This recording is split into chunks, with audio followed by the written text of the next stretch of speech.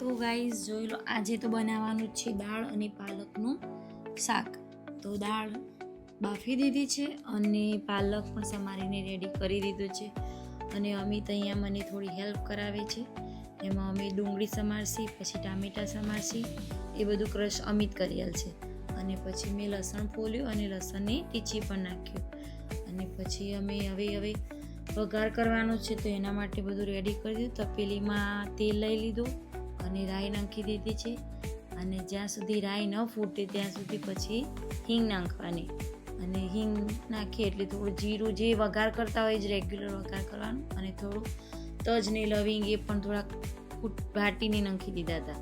અને પછી ચોપર કરેલી ડુંગળી નાખીશું અને સાથે લસણ પણ નાખી દઈશું.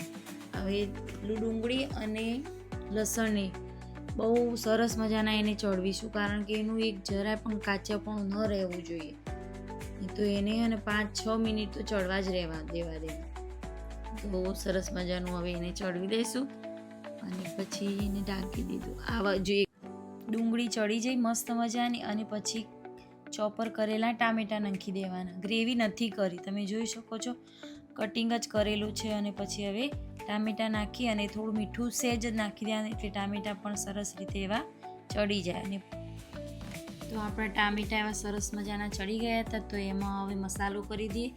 તો એમાં હળદર નાખીશું, પછી ધાણા જીરું અને મરચું નાખીશું. તો આ મસાલા અત્યારે જ કરવાના, જ્યારે ટામેટું અને ડુંગળી ચડી જાય પછી આ મસાલા કરવાના. અને હવે એના ઉપર થોડું પાણી રેડીશું. પાણી રેડી દીધું અને હવે મિક્સ કરી દઈશું, કારણ કે હવે અત્યારે મસાલા પાણી સાથે બધા ચડવાના છે. અને જોઈ લો, હવે આપણી સરસ મજાની ગ્રેવી રેડી થઈ ગઈ છે. આ ગ્રેવી તમે કોઈ પણ જો પંજાબી સબ્જી બનાવી હોય તો તમે યુઝ કરી શકો. અને પછી હવે મેઇન વસ્તુ છે પાલક. તો સમારીને ધોઈને મૂક્યો તો એ નાખીશું. અહીંયા તમે ક્રશ કરવો હોય તો ક્રશ કરીને પણ નાખી શકો, બાફીને પણ નાખી શકો. પણ અમે એવું કંઈ જ કર્યું નથી, જેવો કાપેલો છે એવો ને એવો જ ફ્રેશ જ નાખ્યો છે. અને હવે મિક્સ કરી દેવાનું. અને હવે પાલકને બહુ જ ચડવાનું છે, કારણ કે પાલકનું જો કાચાપણું રહી જાય તો ભાવે નહીં. એ થોડું તુરો હોય એટલે સ્વાદે ભાવે નહીં. અને હવે ઢાંકીને એને ચડવા દઈશું. તો 10 મિનિટ તો જો કે લાગે જ એને ચડવતા. અને હવે જો સરસ મજાનો પાલક હવે ચડી ગયો અહીંયા. તો અહીંયા તમે બ્લેન્ડર ફેરવવું હોય તો બ્લેન્ડર પણ ફેરવી શકો. તો સારી એવી ગ્રેવી મસ્ત સરસ મજાનું પાલક પણ ક્રશ થઈ જાય. પણ મેં આ મેશ કરી દીધું છે ખાલી એને. પછી જોઈ લો, અમારું પાલક કમ્પ્લીટ મસ્ત ચડી ગયો. હવે છેલ્લે હવે દાળ બાફી હતી, એ મગની દાળ અને તુવરની દાળ આજે તો થોડી મિક્સ કરી હતી. તો એને પણ 2 સીટી મારી હતી એની, અને એની નાખી દીધી. એટલે હવે દાળ મીઠું ચડવાની છે જ નહીં બિલકુલે. હવે દાળને નાખીને હવે મિક્સ કરી લેવાનું.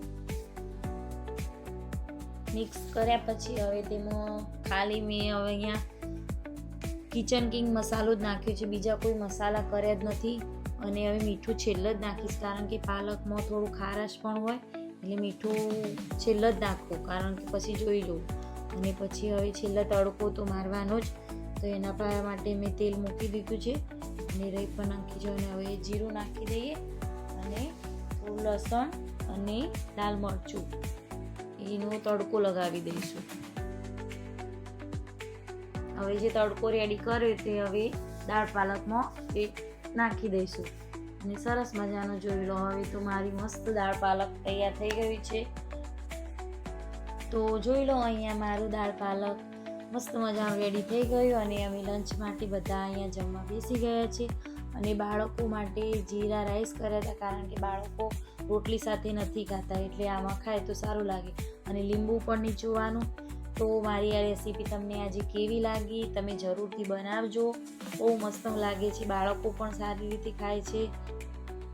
અને અમારા આખા પરિવારે આજે તો સરસ મજાની એવી દાળ પાલક ખાધી અને બધા ખુશ થઈ ગયા. તો બધાને જય માતાજી, બાય બાય.